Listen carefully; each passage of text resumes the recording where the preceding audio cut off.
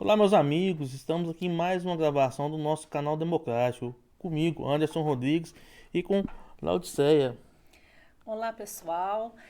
Hoje estamos aqui, né, para gravar mais um episódio com Gilberto Lima, enfermeiro, que tem um currículo aí extenso, um profissional muito bacana. E ele vai falar para a gente hoje um pouco sobre segurança do paciente. Falando do currículo, né? Melhor do que ninguém, o Gilberto, para falar dele mesmo. Seja bem-vindo, Gilberto. Muito obrigado mais uma vez de estar aqui no canal Democrático, participando aí de mais um bate-papo, né? Sempre muito importante, tenho acompanhado o trabalho de vocês e vejo assim como algo fundamental que tem aumentado cada vez mais, né, o público aí assistindo e acompanhando. Então, prazer é todo meu de estar aqui hoje. Então, Gilberto, seja bem-vindo mais uma vez aqui no nosso canal. E geralmente quando a gente fala de Gilberto, né? Enfermeiro Gilberto, Gilberto Lima, a gente sempre pensa do coach em saúde e bem-estar, né? Mas você tem hoje veio falar de uma outra paixão que você tem, né? Que é a questão da segurança do paciente, não é isso? Segurança do paciente é uma área que surgiu há bem mais tempo do que essa área do coach e estilo de vida. Surgiu aí mais ou menos uns 10, 12 anos atrás, sabe, Anderson? Já faz um tempinho bom, que é uma outra paixão, né? E para muitas pessoas eu sou mais conhecido como Gilberto da segurança do paciente. Já rodei vários municípios, né, debatendo, discutindo esse tema tão importante e vamos conversar um pouco sobre isso aqui hoje. Sim. E, Gilberto, como que iniciou esse seu interesse, né, pela segurança do paciente, tendo em vista, como você falou, que é um tema importante? Pois é, em 2012 eu assisti uma palestra no Isabela Hendricks aqui em Belo Horizonte, proferida por uma grande pessoa que eu tenho muita estima, o Anderson conhece ele, que é o Dr. Mário Borges. O Dr. Mário Borges é uma sumidade nessa temática. E ele esteve trazendo números, né, vamos falar assim, números da epidemiologia da segurança do paciente, que foi muito alarmante para mim. Eu não tinha essa ideia. Saber que milhares de pessoas morrem a cada ano aqui no Brasil, por eventos adversos que poderiam ser evitados. No mundo, hoje, atualmente, segundo estudos, é em torno de 3 milhões de mortes por ano. É algo assim assustador. Em 1999, um estudo da IOM dos Estados Unidos trouxe que nos Estados Unidos morriam por ano, a cada ano, de 44 mil a 99 mil mortes por ano por erros, por eventos adversos, né? Na época falava-se muito em erros. E isso é algo assim que me assustou muito, porque a enfermagem ela está na ponta do sistema. E o Mário falou o seguinte: Gilberto, vocês são os principais interessados pela temática e não vejo o enfermeiro, não vejo o profissional de enfermagem estudando sobre isso. E isso me chamou bastante atenção. E a gente descobriu nesse evento que, embora esses números são alarmantes, poderia ser pior. Poderia ser pior. Pode perguntar. Pode falar. Então, quando você fala que poderia ser pior, por que que não é pior, então? Pois é, cara. Eu gosto de falar desse jeito, que eu sabia que ele ia trazer essa provocação. Não é pior, porque nós temos uma categoria que inicialmente, lá atrás, com uma ferramenta chamada dos 5 certos, quando se iniciou, que hoje são muito mais certos, no âmbito da administração de medicamentos, porque erro existe vários tipos, mas é muito comum erros relacionados ao processo de administração de medicamentos. Então, o cara certo, dose certa, medicação certa, via certa, paciente certa, hora certa. Então, esses certos da enfermagem, quando a enfermagem pegava a medicação, ela falava, peraí, é o fármaco correto? É o paciente correto? E muitas das vezes, nós profissionais da enfermagem, quando eu comecei na enfermagem, olha pra vocês verem, década de 80, né, depois anos 90, eu não sei quantas vezes que eu ia fazer uma medicação no paciente, e quando eu ia preparar a medicação, peraí, calma lá, não é essa a medicação. Eu ia e interceptava o erro. Então, a enfermagem, ela intercepta muitos erros de medicação. 70% dos erros são interceptados. Às vezes, o profissional estava ali trabalhando e a prescrição do médico, porque, por exemplo, tem medicação que se ela é para ser feita intramuscular, no músculo. E se o médico passar essa medicação endovenosa, mata. Então a enfermagem pegava aquilo e falava, peraí, o médico errou aqui, o profissional errou. E ela ia lá até o profissional e falava, escuta, errou. Agora, olha para você ver, cara. E muitas das vezes, quando ele errava, algo que já tinha um erro lá atrás, quem recebia a punição era só ele. Né? A punição caía toda em cima dele. E a enfermagem, de certa forma, eu sempre falo que esses certos da enfermagem não são para punir, é uma ferramenta que existe. Mas a gente tem que resolver a questão sistêmica. Era para ser pior, mas a enfermagem não deixou ser pior, não. Ainda bem. Ainda bem. E como que você como que previne erros dentro da assistência hospitalar? Quando ela não previne, por que ela não previne? Como que se dá esse processo? Muito bem. Olha, primeira coisa, eu fiz uma palestra para empresários em 2019 em São Paulo. Depois eu tive também fazendo palestra aqui no Expo Minas para essa área empresarial. Eu gosto sempre quando para quem está ouvindo que não é da área, eu gosto de mostrar para as pessoas o risco que existe. Então, às vezes eu sempre falo assim, eu estou com uma plateia, eu pergunto para as pessoas, quem está em casa, por exemplo, você tem medo de pular de paraquedas, por exemplo? Vocês têm medo de pular de paraquedas? Tranquilo isso? Você já pulou, Anderson? Não. Não pulou? Tem medo?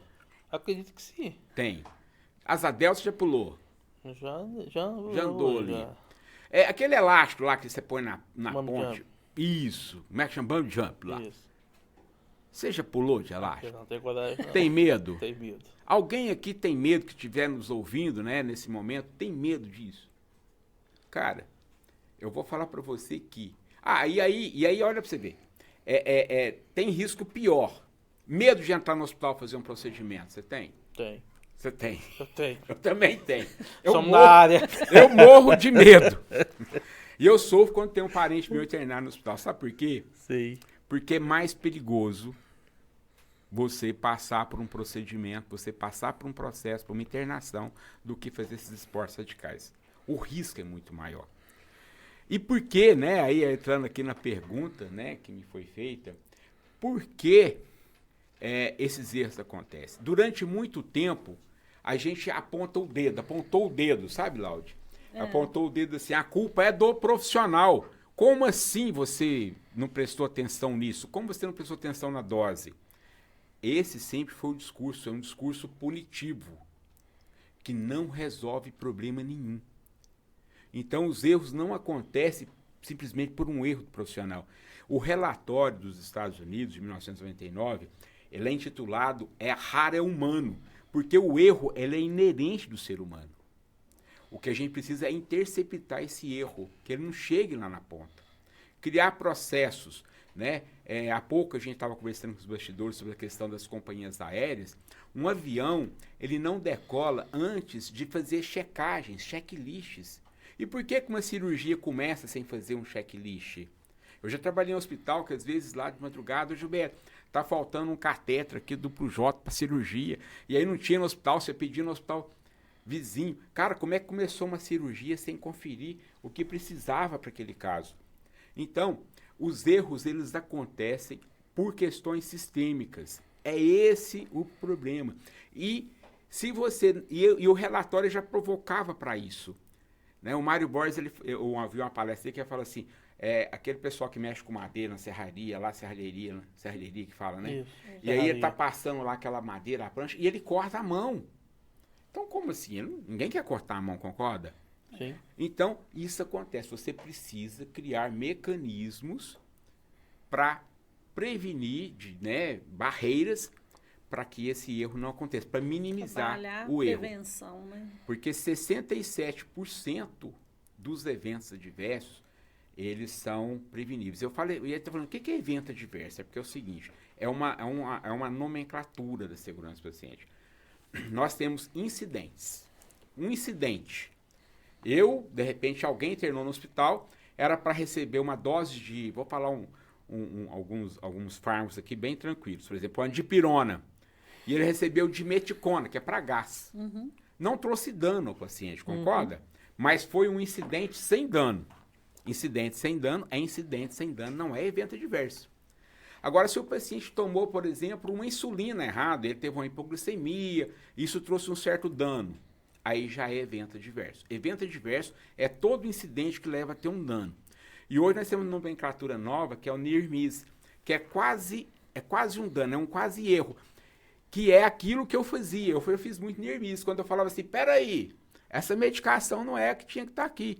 Então, não chegou o paciente, eu evitei. Então, toda vez que eu falar o termo evento adverso, é um incidente que trouxe dano, com morte ou sem morte. Então, quando eu digo que 67% dos eventos adversos são preveníveis, são incidentes que trouxeram dano que não haveria necessidade de ter trazido. Interessante essa questão, porque a gente para pensar que tem todo um contexto para se fazer uma medicação, para se fazer uma cirurgia, para trabalhar dentro do hospital, ou que não seja dentro do hospital, mas seja dentro de um estabelecimento de saúde. A gente tem que entender, né, e é onde nós fazemos a discussão, né, e dialogamos com os parlamentares e com a própria gestão, que é fundamental que o profissional que esteja ali, ele tem que estar bem alimentado, tem que estar descansado, ele tem que ter um vínculo menor. Por isso que a OMS ela traz a questão de trabalhar 30 horas semanais. Não é porque nós somos diferentes, né? É porque realmente a nossa atividade ali, ela precisa ter uma carga horária menor, né? Ou seja, se o profissional, se ele não está com todo esse requisito, vamos dizer assim, né? Como se diz, vai dar problema e a gente cansou de ver. E muitas vezes o profissional, como você já falou, da enfermagem ou qualquer outro profissional, ele é crucificado. Nós vimos isso diversas vezes. E aí eu te pergunto, né? Há cerca de 10 anos atrás, quando a gente tinha aí uma mídia que massacrou de fato a enfermagem, né? Que foi a menina que cortou o dedo da criança, que foi tirar a tala, a menina que morreu aqui suicidou aqui em Belo Horizonte, que foi fazer medicação, que injetou vaselina. Então, assim, será que esses erros acabaram? Ou será que estão sendo encobertos? Bom, primeiramente, né, muito bem colocado. Quando nós falamos desses eventos adversos, é um iceberg. O que nós sabemos é a pontinha do iceberg. Eu já começo te respondendo aí. Olha, e por que é essa pontinha do iceberg? Porque tem erro que as pessoas nem sabem que errou. Sim. Por exemplo, na área de medicação, um erro. Isso é interessante, Anderson, porque quando eu ouvi isso, né, do Mário Borges pela primeira vez, que ele falou enfermagem previne erros, mas eu pensei, gente, eu não sei nada de farmacologia. Como eu previno erro se eu não conheço farmacologia? Hoje eu sei que nem médico sabe muito de farmacologia, quem sabe é farmacêutico, e preferencialmente farmacêutico clínico, não é? E aí, como assim a gente consegue prever? Então hoje eu sei, por exemplo, que existe erro de seleção de droga, existe erro de atraso diagnóstico. Ah, morreu fulano que estava com meningite. Não. Houve um atraso em colher o líquido inicial antibiótico.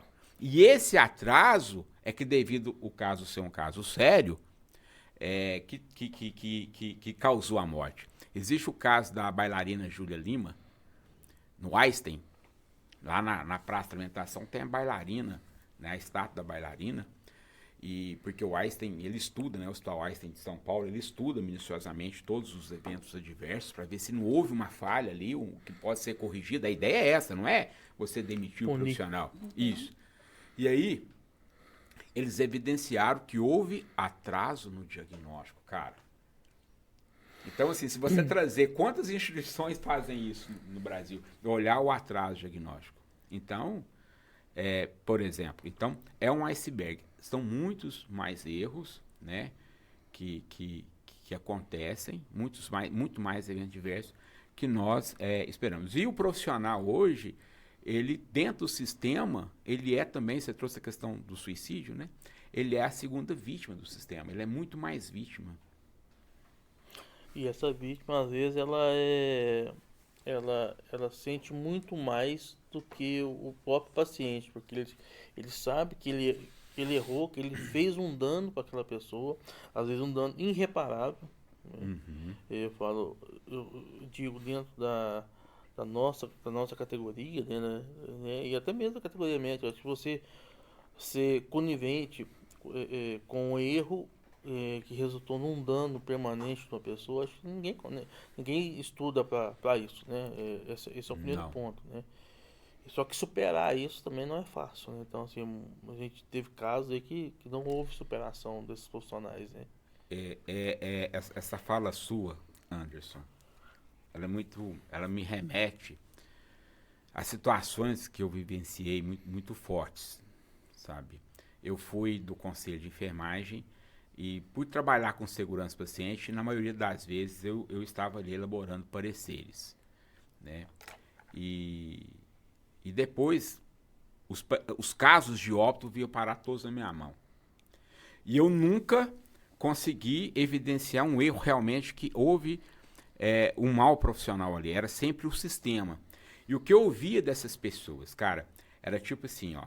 Vou pegar um caso, mas era mais ou menos a mesma história para todas. Quando chegava no final de um processo, né, que apurou, abriu o processo, e a gente vai chegar ali a um veredicto. Eu nunca cacei ninguém até hoje por erros fatais, porque não havia culpa humana mesmo ali da pessoa. E aí o que as pessoas falavam é o seguinte, quando eu fazia defesa e falava, eu falava assim, olha, eu só quero que acaba. Eu já abandonei a profissão. Eu perdi 20 quilos. Eu não tenho nenhuma pretensão de voltar a exercer. Porque esse discurso punitivo para o gestor é o quê? Aconteceu um erro. Aconteceu uma tragédia na cidade. Eu peguei um caso numa cidade pequena, por exemplo. 2 técnicos e uma enfermeira. O que o gestor faz? Ele vai para o microfone e fala o seguinte. Ele fala mais ou menos assim, vou até dar uma imitada aqui agora. Estamos todos muito sensíveis com a situação, uma tragédia aconteceu aqui no município. Estamos dando todo o suporte para a família. Foi lamentável. As profissionais já foram afastadas ou demitidas. Já fizemos o encaminhamento como denúncia para o conselho para aprovar, para apurar os fatos, abrir um processo civil criminal. É isso. E aí você arrebenta com essa profissional dentro de um município pequeno, né? E aí passa a ser praticamente chamado de assassinas. Cara, isso é péssimo. Isso é péssimo para a enfermagem. E, na verdade, um caso, por exemplo, não vou trazer aqui detalhes, embora ele foi discutido num congresso internacional, um caso que eu fui parecerista, e no final, cara, eu ainda coloquei muito bem para as técnicas. Quando eu terminei o parecer, eu falei, eu estaria super tranquilo em ser atendida por vocês. Super tranquilo se você estivesse numa instituição segura. Agora pode pegar o melhor profissional e pôr naquele hospital X que lá eu não entro. Um hospital que não tinha farmacêutico, que tinha assim, eram N problemas. Cara, era assim, horrível o negócio da estrutura que as pessoas trabalhavam. Então, a Europa toda traz isso, essa questão da segunda vítima. E nesse caso específico, há várias falhas. Esse caso foi um caso de uma vacina, de um soro que ela tinha que tomar e aplicou um anestésico. O anestésico não estava no local. Havia várias falhas que não vou prolongar aqui. Mas, por exemplo, cara, o pessoal da vacina, da atenção primária, por exemplo, eles Só um minutinho. O pessoal da atenção primária, por exemplo. Você que é da área da enfermagem, né? Você pega o frasco de vacina. Vocês já deram uma olhada como é que é aquilo? O tamanho da letra? A cor? Eu não sei o que acontece, que é tudo verde. Não sei se tem uma torcida, alguma coisa. Se é Palmeirense, capaz, o americano. E é difícil mudar as coisas no Brasil, porque o próprio Dr. Mário Borges, ele traz isso, ele fala o tempo todo da importância de nós mudarmos as embalagens para você poder diferenciar o tamanho da letra. Até mesmo aquele cartão de vacina, o espaço, né, aquele cartão físico de você colocar ali, agora tem um digital que está facilitando, o tamanho do código. As pessoas usam lupa para tentar ler o que está escrito ali, cara. Isso é seguro? Isso está em todos os ambientes. Essa insegurança, ela precisa ser resolvida em vários aspectos. Na questão que você trouxe da jornada, nós temos uma enfermagem, que o perfil da enfermagem brasileira traz que 85% são mulheres. São mulheres. Mulheres trabalham em 2 empregos. Tem dupla, tripla jornada. E tem tripla. Por que tem tripla? Porque chega em casa, historicamente, quem cuida da casa é a mulher. É a mulher. Então, olha só o risco que a sociedade está. E aí, quando você traz essa questão voltando no iceberg, qual que é a primeira causa de morte? Doenças cardiocirculatórias, as neoplasias. E a terceira? Qual que é a terceira causa de morte? Evento adverso. Evento adverso. Quase ninguém sabe disso. Então, isso é muito sério. Isso é muito sério. E quando eu falo, por exemplo, até para o empresário, uma vez que eu fui em São Paulo, eu perguntei para ele, o que te move? Quando você vai trabalhar oferecendo dispositivos para um hospital, o que te move? É o dinheiro? Porque aquele dispositivo que você está colocando para os profissionais trabalharem, se eles não forem de qualidade, você mesmo pode ser vítima, porque todos nós passamos pelas mãos dos profissionais de enfermagem. Então, hoje tem os stakeholders, quais são as partes interessadas no processo, né? O Gil, assim, eu estou acostumada a chamá-lo assim, né? É tudo certo, é Gil, Gilbert, Beto, tem um punhado de nome, Giba, no esporte é o Giba. Aí. Você tem que ver no esporte, é o Giba. Quando se fala em segurança do paciente, a estrutura física, recursos humanos, isso tudo impacta ali no profissional que vai atender, né, que vai acolher ali o paciente, né? E quando se tem algum erro, né, geralmente o que a gente ouve, né, assim, no senso comum, é que esse profissional, ele errou, ele é o culpado, onde, como você falou, ele acaba adoecido, né? Abandona o emprego. Sim. Como que eu posso falar aqui? Me deu um branco. Me perdi novamente. Qual que é a assistência que tem para isso? Onde que ele pode procurar essa assistência? Como que dá como que é feito esse acolhimento no caso ali, para o trabalhador? Se tem, né? Esse acolhimento da verdade. Se existe de fato, né? Como que é esse acolhimento ao trabalhador? Que, querendo ou não, ele é massacrado, né? Até pela mídia, né? Tem um peso grande nisso. Perfeito. De culpabilização. Perfeito. Tem um termo que é, em inglês, disclosure. Acho que é isso. Num caso de evento adverso, existe um risco para o profissional. Concorda? Então, um profissional... Porque, primeiro ponto, o que nós precisamos? Que a pessoa assuma o erro. Porque... E olha para você ver, se você sabe o que acontece com quem assume erro, e aí a gente tem que mudar essa cultura da punição para a cultura sistêmica, para as pessoas terem liberdade de falar, olha, eu errei. Para que aquele erro não seja para puni-lo, mas para que ele não aconteça de novo. Estudar quais foram as possíveis causas raiz daquele erro.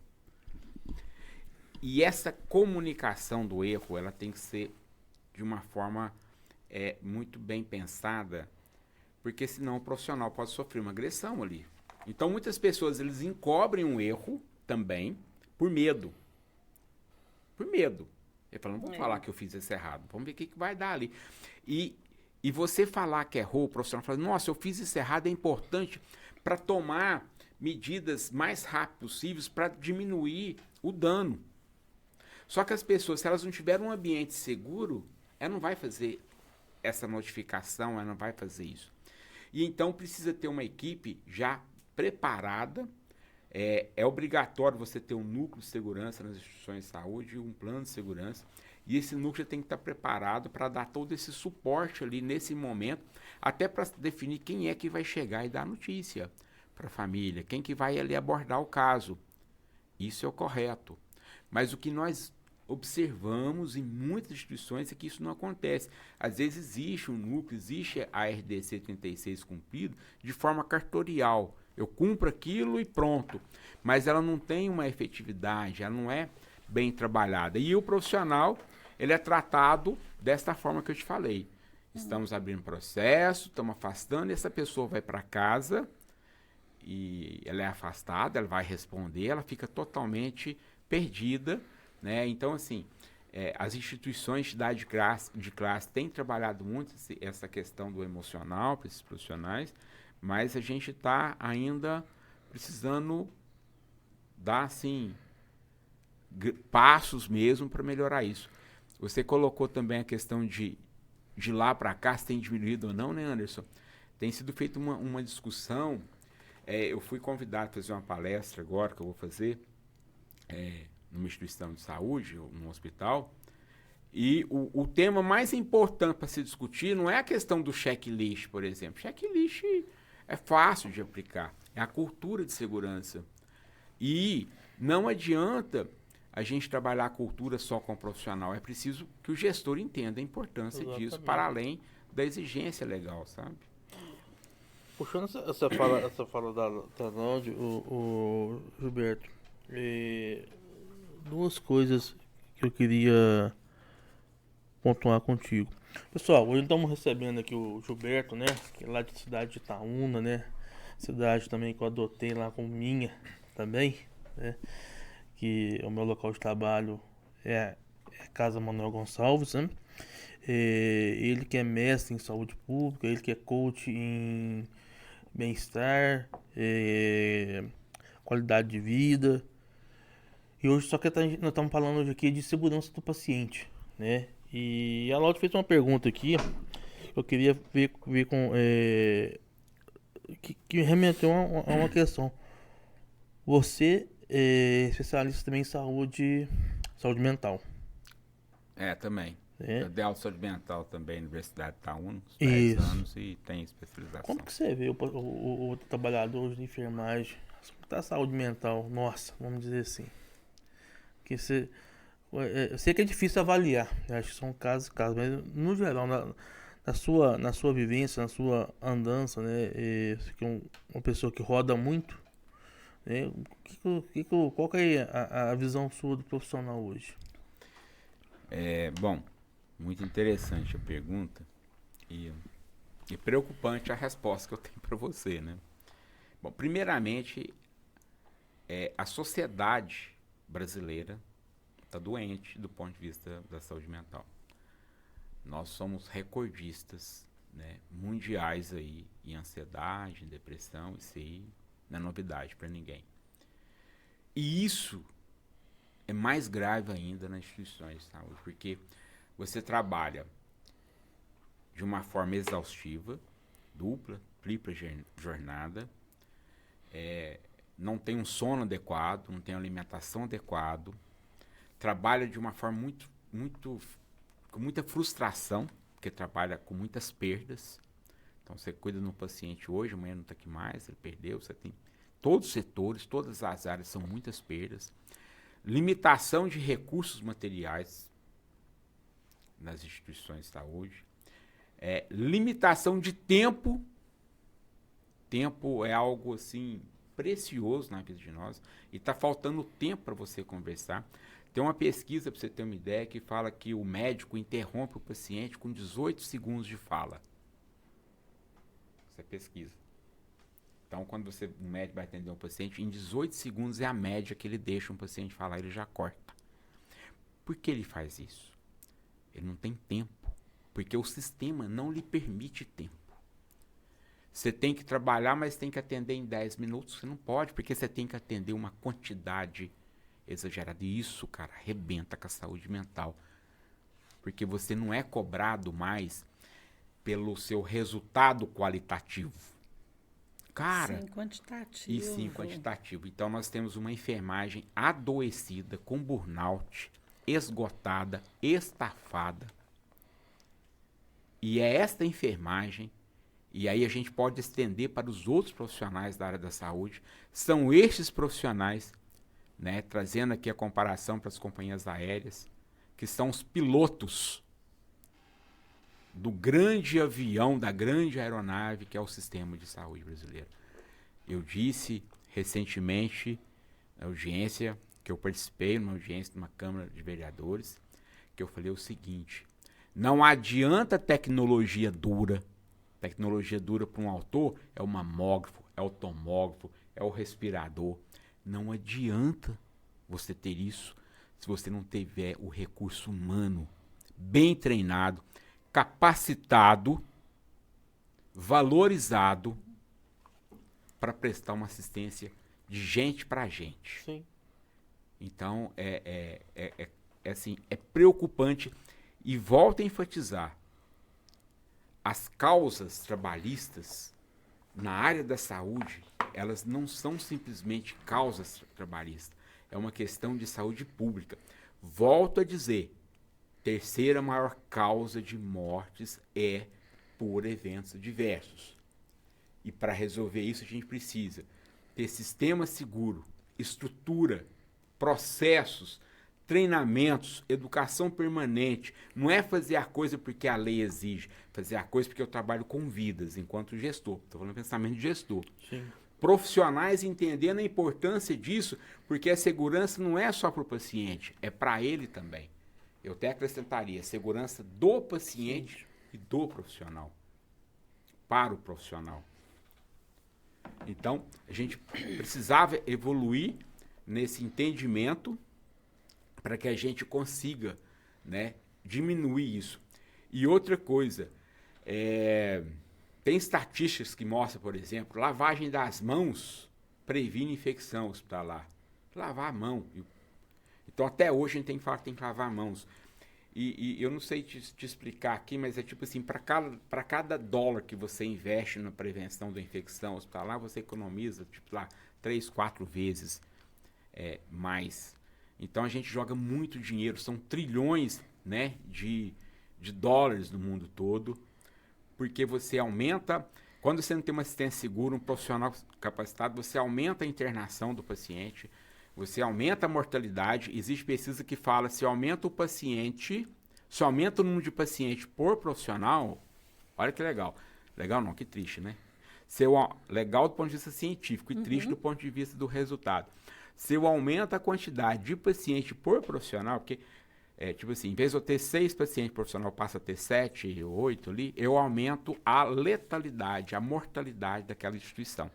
Então, para cada 100, em vez de morrer 100, passa a morrer 107, aumenta em torno de 7%, conforme um paciente, que eu aumento a mais por cada profissional. Então, nós não estamos falando apenas de questão trabalhista, nós estamos falando de vidas. E a pandemia mostrou que não tem patrimônio maior que a vida, que a nossa vida, a vida dos nossos filhos, dos nossos pais, dos nossos avós.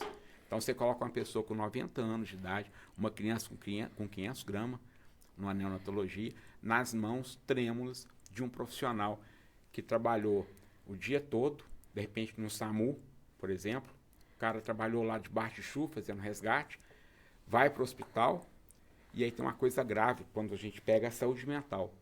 Esse cidadão está tomando benzodiazepínico, porque o número de profissionais de enfermagem fazendo uso de medicamento para ver se ele consegue relaxar, que a gente fala os benzodiazepínicos, que são os PAN, né? Os PAN lá, que é o diazepam, o clonazepam, né? Que é o famoso Rivotril. e banalizou, tá? Banalizou. Eu fico preocupado quando o profissional de enfermagem fala assim, não, toma tal remédio, isso vai te ajudar, você vai ver, vai fazer um bem danado para você. Tá dando certo para mim. Beleza. E existe também pesquisas mostrando o quanto que os medicamentos interferem na conduta do profissional, na percepção, na cognição ali, para ele trabalhar dentro de um sistema complexo. Sim. Então, isso é muito grave. Isso é muito grave. Essa pauta que a gente está discutindo aqui hoje é algo assim, nem falar de uma urgência, mas de uma emergência em termos de causa de saúde pública, assim, que nós precisamos mostrar para a sociedade, eu acho, que ela está em risco se a gente não mexer aí nesse sistema. Não cuidar de quem cuida. Não cuidar de quem cuida. Então, a gente pode dizer que a exaustão ela interfere nas condições de trabalho e no tempo de serviço. A ciência fala isso. Eu gosto, às vezes de repente, o Gilberto, né? A gente, num podcast, vai ficar falando assim, segundo o autor, o Beltrano, não é isso o motivo. Mas eu posso garantir para vocês que eu estou trazendo aqui, tem fonte. Não é da cabeça nossa. A ciência está mostrando isso. E quanto à ciência, a gente não discute, não, gente. E com as mudanças na aposentadoria, a situação ela pode afetar a segurança do paciente? Isso é muito sério. É só assunto sério aqui hoje, né? Não tem nenhuma brincadeira, Não, gente. Essa aposentadoria... Eu tenho um colega da área, até o médico, que fala assim, eu vou usar uma expressão, isso é horroroso. É horroroso a situação, é horrorosa a situação. Por quê? A enfermagem, ela trabalha de uma forma muito exaustiva e com o passar do tempo, com o passar dos anos ali de dedicação, o profissional não consegue mais ter a mesma aptidão física para o exercício adequado da profissão. Você trabalhar com vidas, com corpos, você trabalha o tempo todo com questões ergonômicas. Então, quase uma boa parte dos profissionais tem alguma doença associada ao trabalho ali, a ergonomia principalmente, né? Então, é difícil um profissional que não tem um problema osteomuscular. E você continua cobrando desses profissionais a mesma competência física de quando ele começou. E eles não dão conta. Você pega uma profissional aí com 50 anos de idade, né, depois dos 50, 20, 30 anos de profissão, é muito complicado, porque você precisa ter uma idade para aposentar, isso é péssimo para um profissional. O profissional começou a trabalhar com 18 anos de idade, né? Então, quando ele tiver 30 anos de exercício, ele vai estar com 18, com 30, 48. Ainda falta muito para aposentar. Isso é um absurdo. E volta a dizer que é um problema, de novo, assistencial, que leva prejuízo na assistência. E aí tem um detalhe que eu acho muito importante a gente trazer aqui, é que teve uma pesquisa chamada O Perfil da Enfermagem Brasileira, que foi promovida pelo Conselho Federal junto à Fiocruz, e a socióloga, né, que elaborou essa pesquisa, quando ela trouxe as preliminares, né, os resultados preliminares, eu assisti uma palestra dela, ela disse o seguinte, olha, eu estou... ela não usou o termo assustado, né, ela estava assim muito perplexa com a situação da enfermagem brasileira. Baixa remuneração, essas condições de trabalho todas que a gente já discutiu bastante aqui. E ela falou o seguinte, é uma grande pesquisa, parece que é a maior pesquisa profissional da América Latina. E ela falou o seguinte, quando eu pergunto assim, uma palavra que represente a enfermagem, você sabe qual foi a palavra que mais apareceu? Uma. Sabe? Tem ideia, Anderson? Sim, eu sabia, mas não lembro mais. Amor. Amor. Por que você faz enfermagem por amor?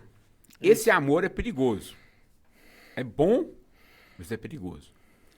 Eu já vi muitas pessoas, não lembro de ter feito isso, que você vai às vezes a algum congresso da enfermagem, tem umas asas, e você vai lá e para de frente da asa assim, ó, e tira uma foto, e essas asas representando o anjo.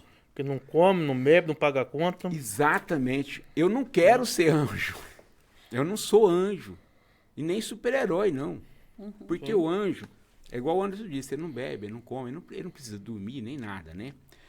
E a gente precisa entender que dentro da sociologia, ou quando eu fiz o mestrado, a gente trabalha muito com essa representação social. Isso não é legal, Anderson. Isso interessa a quem quer... Não quer o crescimento da profissão. não quer o crescimento. Isso ocorre.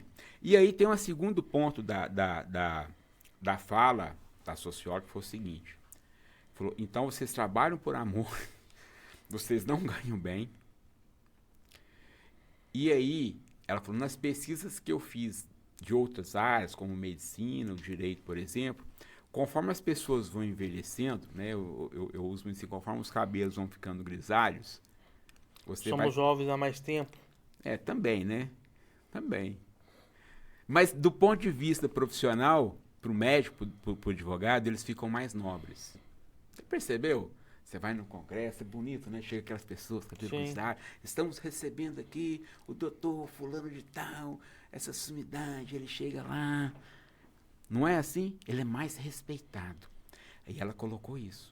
Aí ela falou assim, só que na enfermagem, conforme as pessoas envelhecem, vocês são descartados. Olha que coisa trágica. Tratados como mercadoria, né? Descartados. Suga vocês e devolve vocês para as famílias adoecidos. Para curtir, que aposentadoria é essa? Então, é uma questão muito trágica dessa profissão que eu escolhi. Apenas aqueles que estão, por exemplo, na docência, que foram para uma área que não assistencial, ainda consegue ter, às vezes, uma qualidade de vida no seu envelhecimento. Mas, tirando isso, todos aqueles que estão na assistência desse país, mais milhões de pessoas, vão envelhecer, vão deixar de ser úteis e vão ser descartados. Isso é péssimo. Isso interfere na assistência? Óbvio. E, assim, e falando nisso, Roberto, até pra gente entender do que a gente está falando aqui, né? Mostrar assim de uma forma mais concreta ainda para a pessoa que não conhece a nossa profissão, que não sabe do que a gente está falando aqui, que uma pessoa que está assistindo nosso podcast, para ele entender. Imagina uma pessoa que fez 24 horas, né? Ou seja, trabalhou 12, trabalhou mais 10 horas. Tá faltando 2 horas para terminar o plantão dele, ele trabalha no pronto-socorro, e essa pessoa já está com seus 56 anos. Não estamos falando aqui, não estamos reforçando a questão do descarte do profissional. A gente está colocando o que é uma realidade.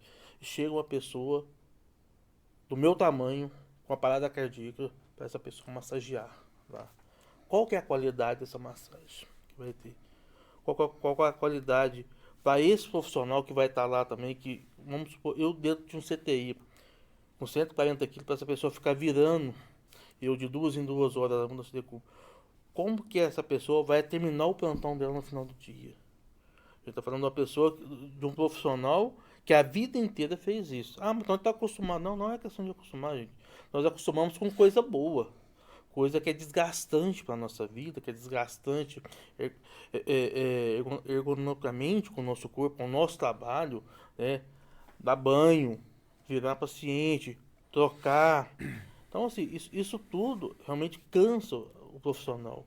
Qual que é a qualidade da assistência? É isso que a gente está falando. Então, o que a gente não consegue entender é que esse profissional que trabalha no setor público cansado é o mesmo profissional que atende também no setor privado, que atende um político, a mãe de um político, a mãe de um desembargador.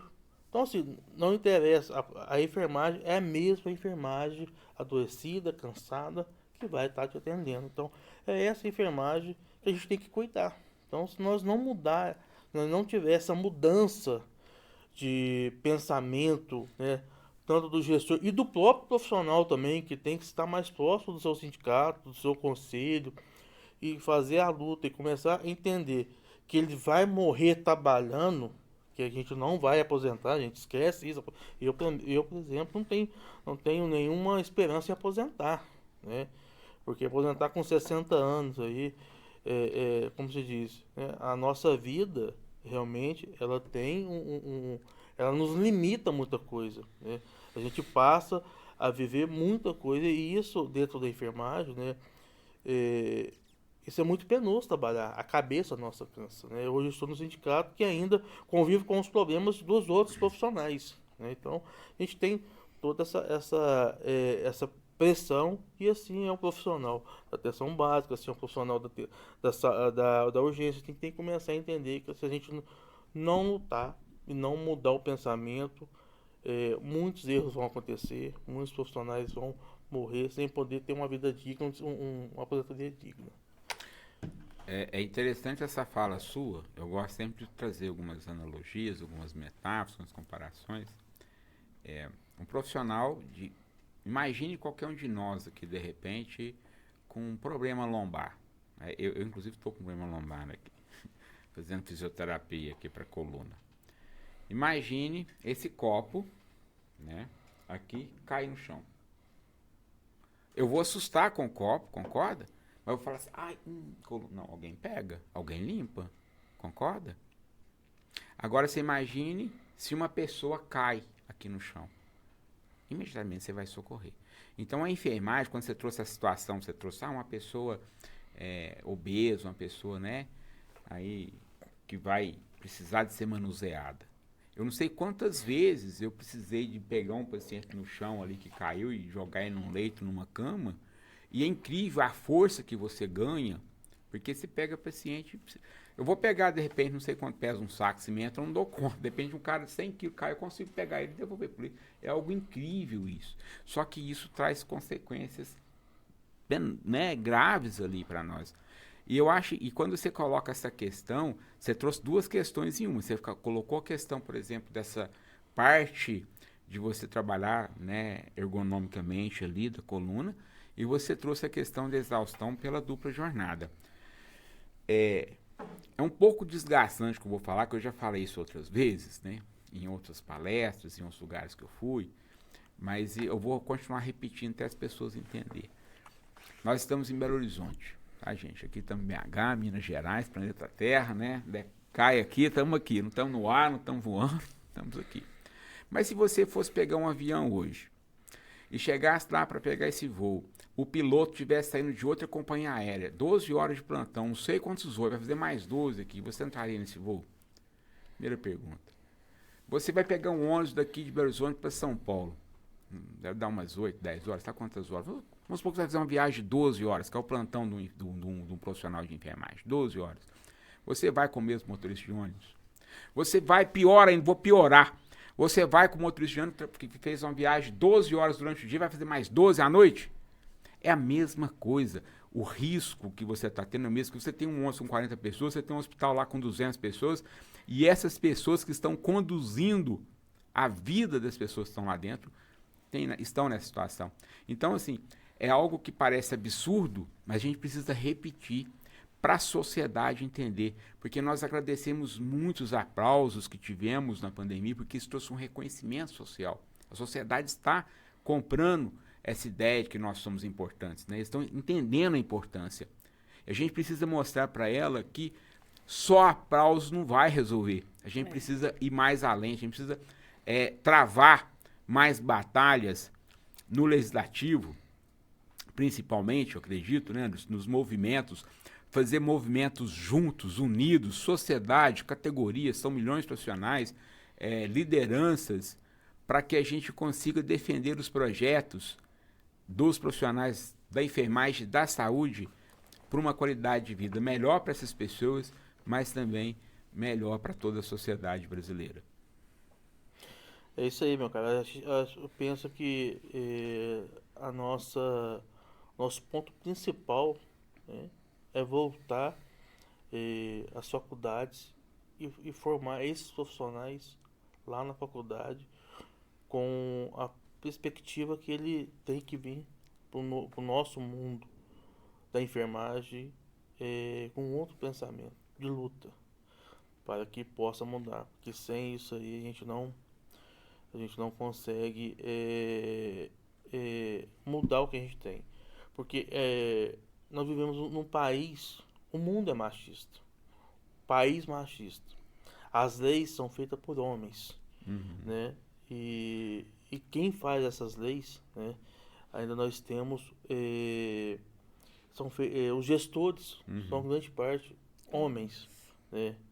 Que não são da enfermagem, na maioria. Exatamente. Então, o que nós... Que são donos de empresas, de clínicas, disso e Exatamente. aquilo. E aí, essas leis e essas gestões são feitas para as mulheres, para que elas continuem ainda submissas a essas pessoas. Então, assim, infelizmente, o machismo impera dentro da nossa categoria, que não há fala de diminuir as mulheres, e falo pelo contrário, a pandemia, o estrago não foi maior, porque as mulheres estavam, os 85% das mulheres da nossa categoria era mulher que fez o negócio acontecer. Deixaram seus filhos em casa para Exatamente, estar na pais, pandemia. exatamente. Então, só que E agora na dengue. exatamente. Só que ainda a gente está dentro de um governo ainda que é dentro de uma lei que são produzidas por homens, né? E aí a gente precisa mudar essa história, modificar um pouco essa gestão, né? Colocar mais mulheres, até mesmo para a gente trazer isso para a nossa discussão de uma forma mais feminina, né? Mais democrática, melhor dizendo. Como eu fiz Mais igual. isso, como eu fiz aqui no nosso canal, trazendo uma fala feminina para que não ficasse só a minha fala, né? Bem-vindo, né? Fala feminina.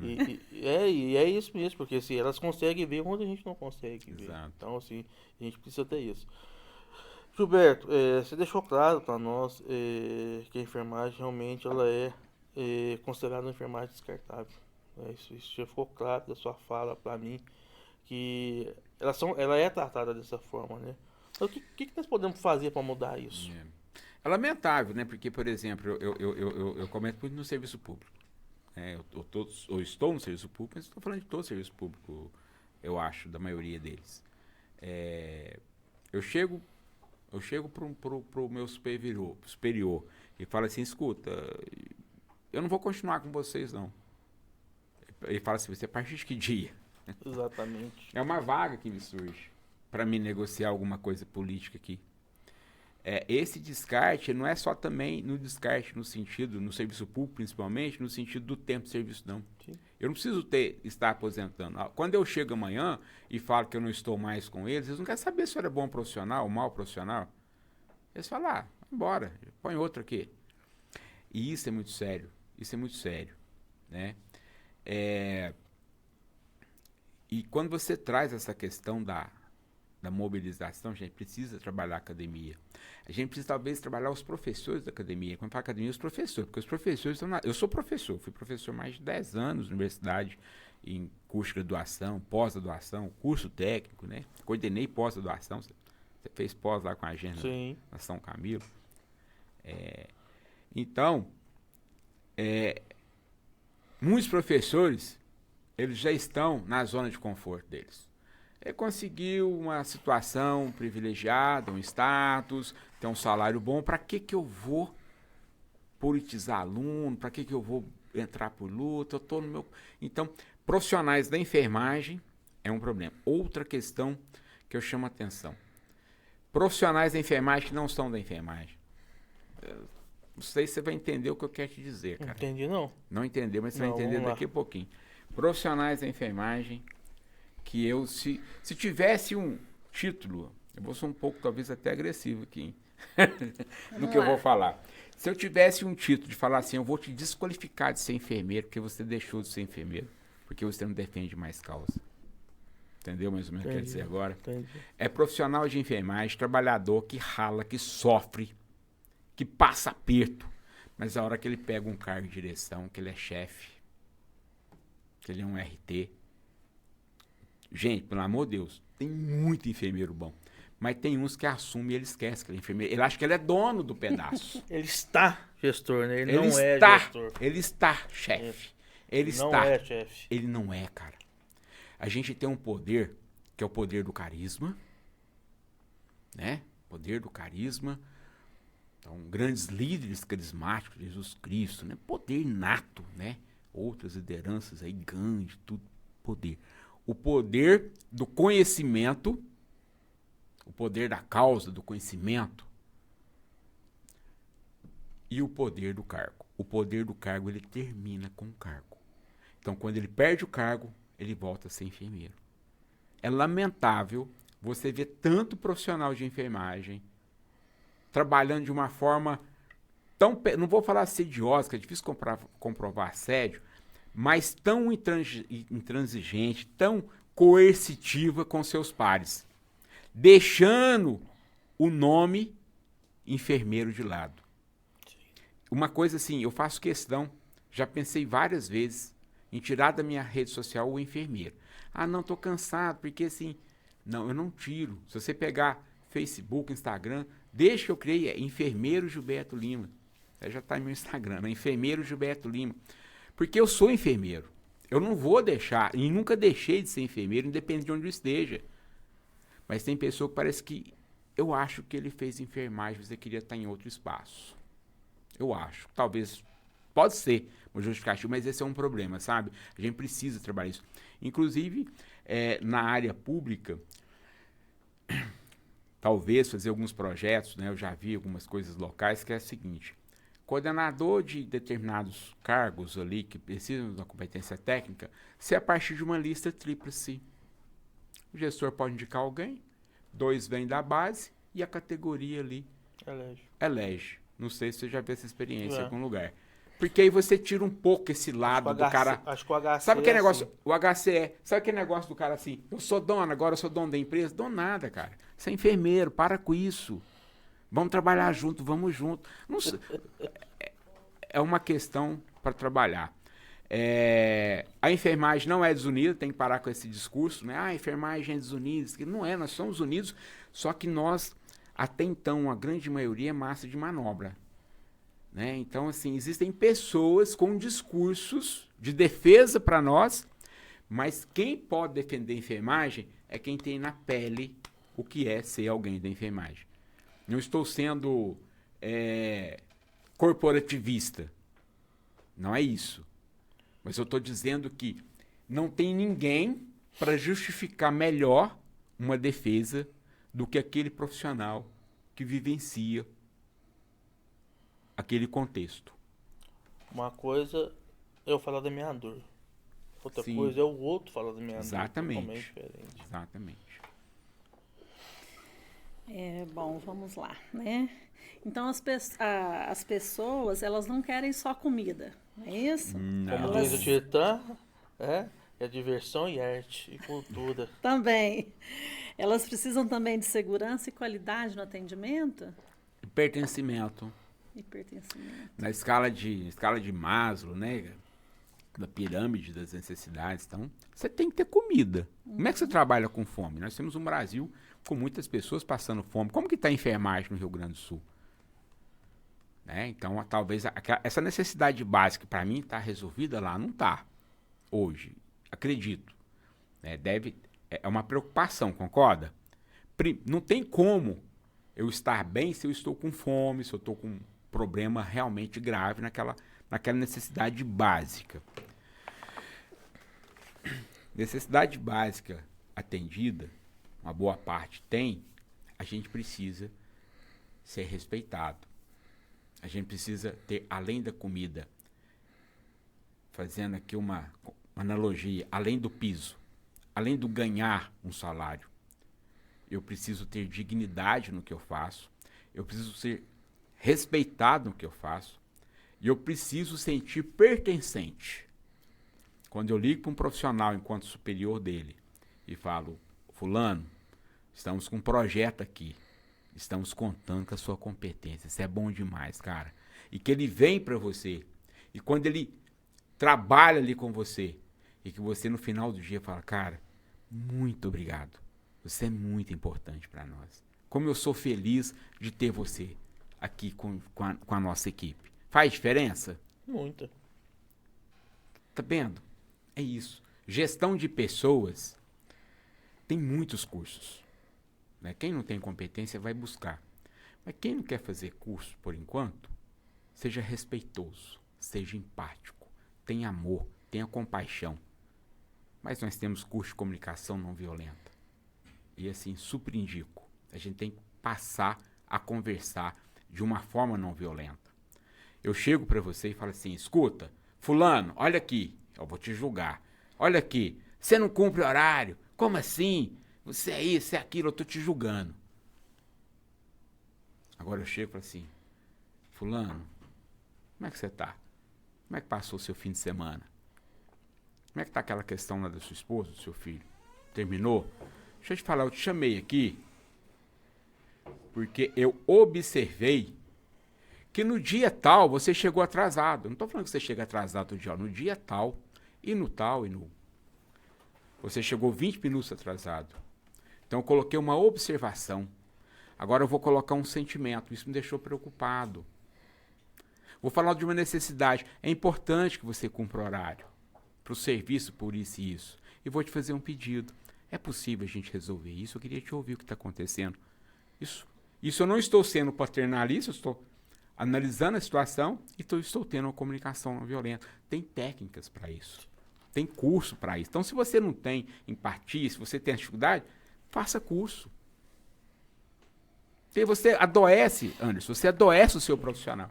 Uma atitude incoerente minha, enquanto, de repente, um enfermeiro responsável técnico, adoeço e acabo e destruo com a vida do meu profissional. Uma vez eu fui demitir uma profissional, eu brinco que eu já demiti muita gente, assim, a pessoa saiu agradecida. É da forma que você faz. Uma vez havia uma demissão que era uma questão administrativa, que eu não tinha poder de defender, mas o meu respeito, o meu agradecimento não acabou, não parava ali. E eu fui numa unidade básica de saúde, era uma sexta-feira, para comunicar à pessoa que na segunda ele ia ser demitido. Eu cheguei lá, enquanto essa pessoa, ela estava tão assim, alegrinha e tal. Aí eu cheguei e falei, poxa vida, eu preciso demitir ela hoje. Aí ela olhou, e aí, o que você vai fazer aqui, chefe? Eu vim cá tomar um café com vocês. E aí sentando, tomando um cafezinho, aí ficou me olhando, eu basei fora, falei, vou demitir ela não. Aí chegou na segunda-feira, eu chamei ela, falei, escuta, infelizmente, você não vai continuar com a gente, você sabe e tal. Eu expliquei para ela, né? E a gente é muito grato, tudo. Tive uma conversa bem acolhedora para ela. Sim. Aí ela falou assim para mim, Gilberto, na sexta-feira, quando você esteve lá no PSF, você já sabia que eu ia ser demitido? Eu falei, já. Eu já sabia.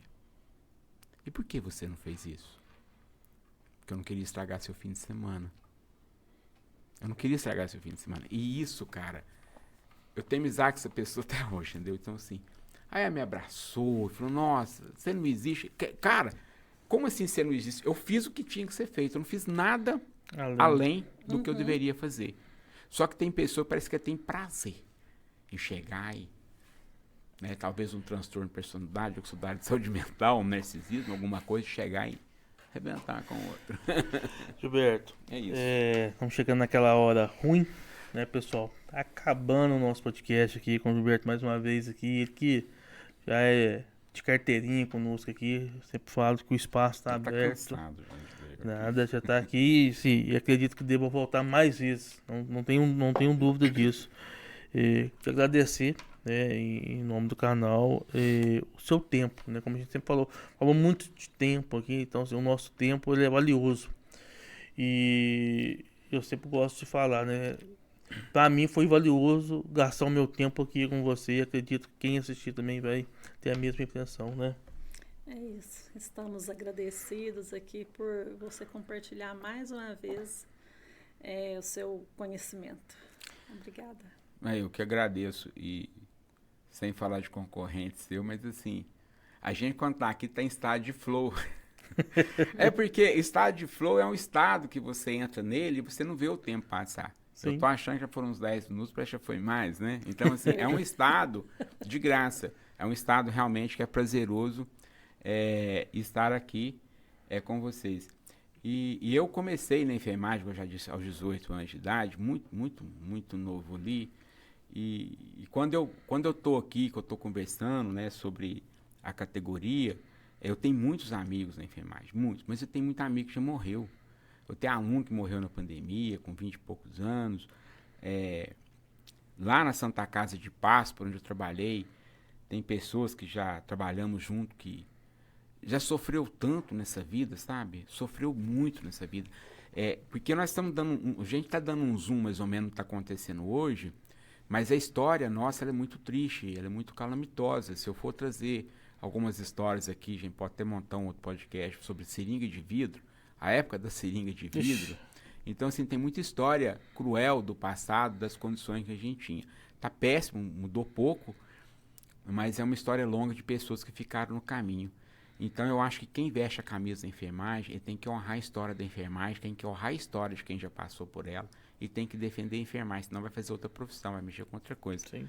Porque a gente precisa deixar dessa questão que nós somos unidos, unir a enfermagem, porque eu tenho um sonho de um dia poder ver uma enfermagem valorizada. Eu tenho um sonho, é um sonho que eu espero isso até pela memória das pessoas que não estão mais com a gente, sabe, Anderson?